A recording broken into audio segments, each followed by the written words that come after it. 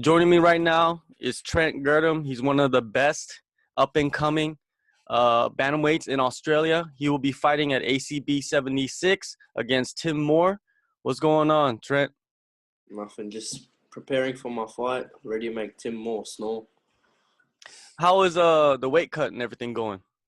Right now I woke up about 4 kilos off, so pretty easy. Nothing harsh, just died down. I eat pancakes every morning. You still eat pancakes? Yeah, protein pancakes, but so I put avocado in, and then probably next week I'll cut that out and make weight pretty easy. Bantamweight's not too hard for me. You started fighting at the age of 15. Yeah. Now, can you talk about that? Oh, pretty much. I was just like, didn't really like school or anything, so I was trying to look for an outlet. Played rugby league, but I just never really liked team sports. I liked doing things on my own, so I just started fighting when I was 15 and just kept going till now. Now I'm fighting professional, and it's all I do. Made this my job, my life. I'm pretty happy now. Leading up to this fight that you're going to have with Tim Moore, you've picked up 2 titles in Australia, and your last fight was probably your biggest fight against Luke Catobig, which is a guy that has a lot more experience than you do. What did you take away from that fight against Luke? Pretty much just I got to be more confident. I was a bit worried about my striking. I knew he was a heavy hitter, so I just stuck to what I knew. And I knew his cardio wasn't very good, so I just thought I'd grind him out. I was trying to get a finish, but had a choke in the second round. He's just tough, you know. Hasn't been tapped out, I don't think. I think he's been knocked out. Ricky Camp was able to knock him out. I wish I could have done the same, but stuck to my game plan and got the win. That's the main thing. Yeah, the guy was Luke was going around knocking everybody out in Brace, which is another local promotion, and you stopped his winning streak. So does that kind of boost your confidence a lot? Yeah, it gave me a little boost because I knew he was going to miss weight and come in a bit heavy. So he was about 63. So I don't know what he was on fight day, but I just knew it would be a step up, you know. Every fight I have, I want to fight someone better. I don't want to go backwards. Yeah, talking about fighting someone better every fight. Some fighters, they want to take the easy fight and build their record, pad their record. Are you worried about losing, or are you more concerned about fighting better guys and building your resume? I feel like if I lose in Australia, I'm not ready for the world stage. So I want to fight the best in Australia, and I want to start getting international opponents with winning records. That's the main thing. Like I think 4 out of 6 of my fights, they all got losing records. So I have 2 with winning records, and from now on, I want to take the harder fights. You have 6 fights. You're undefeated. You're still very young. Right now, you're saying you want to fight the best guys in Australia, then move on and fight the more international fighters. Is ACB going to allow you to do that? Yeah, I think so. Well, the first guy is Tim Moore.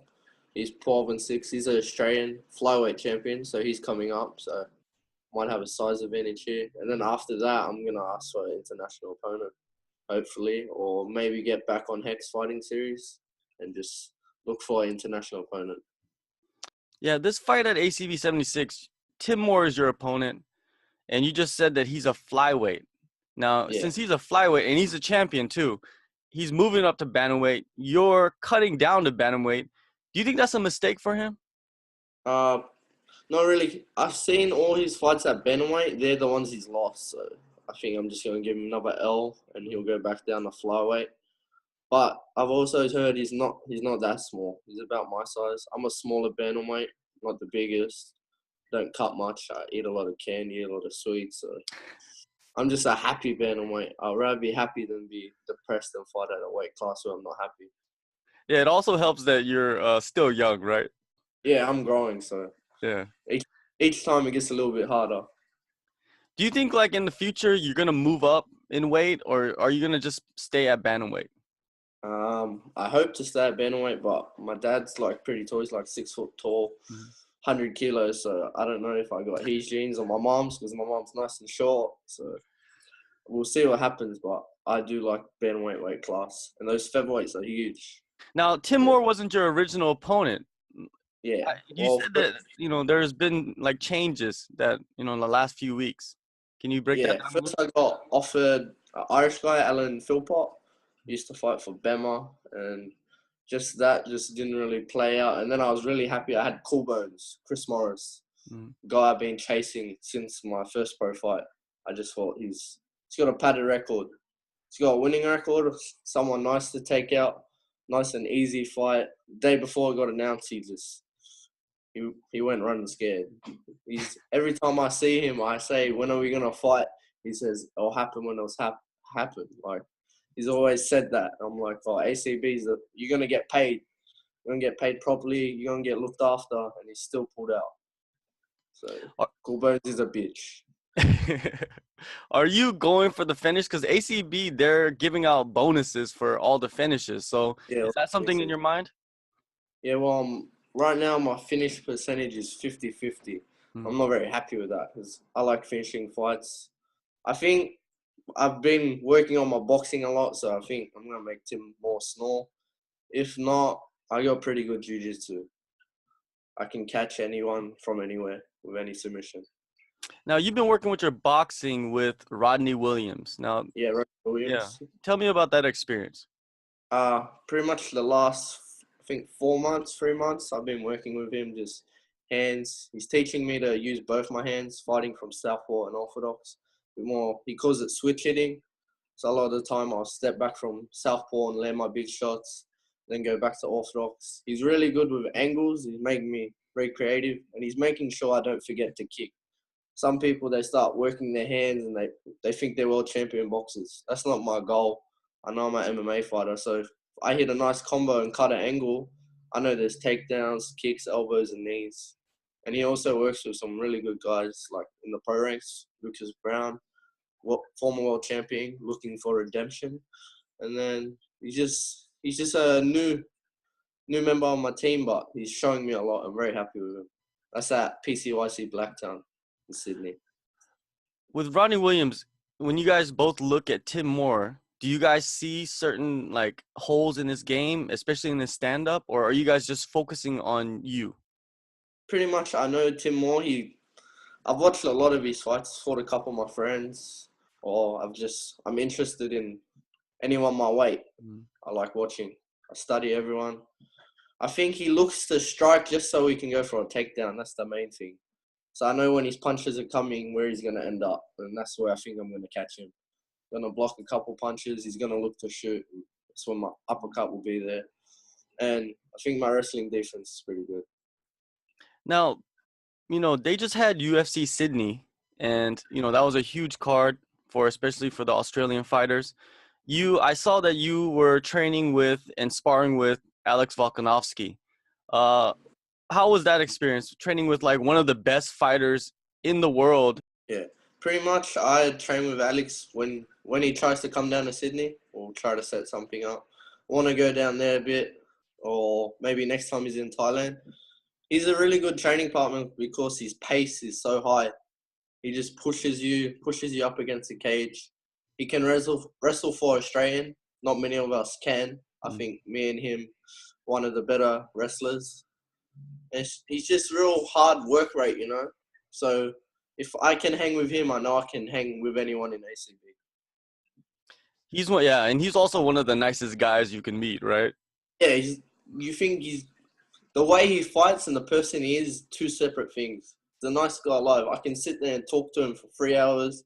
2 minutes later, he'll be picking me up, dumping me on my head, and bashing me. But that's MMA. That's the best thing about this sport.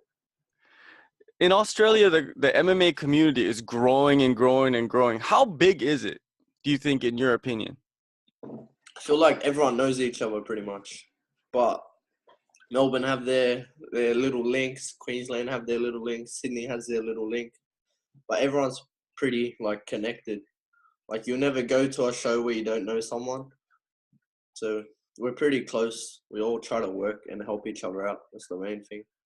Is there a lot of cross training going on? For me now, yes, Mhm. since I left my old gym, I want to cross train a bit more and switch it up. The best way to go out and learn is pick everyone's brain. If I just stick with one gym and I don't go train anywhere else, I'm not gonna learn new things. So right now you're training at 3 different places? Yeah, I was doing my wrestling with Mustafa. He's also the wrestling coach for Saeed and Mohammed Mhm. that are fighting on ACB, so the Persian boys. So I do a bit of wrestling with him.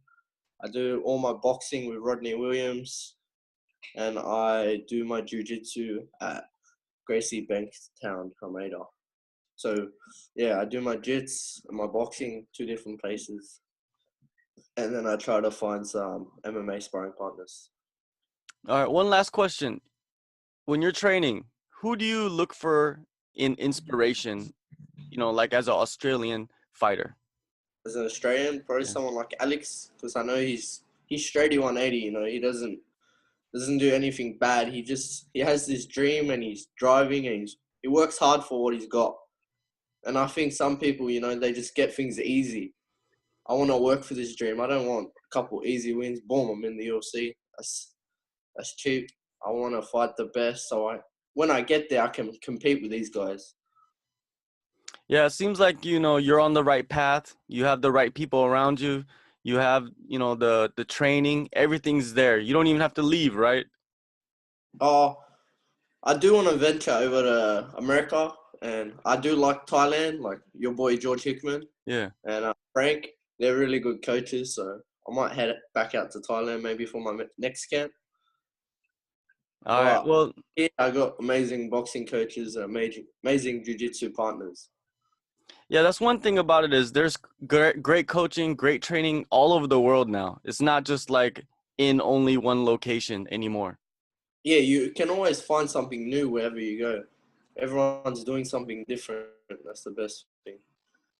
All right, Trent, good luck on December 9th at ACB 76. Thank you for your time. Thank you. Peace.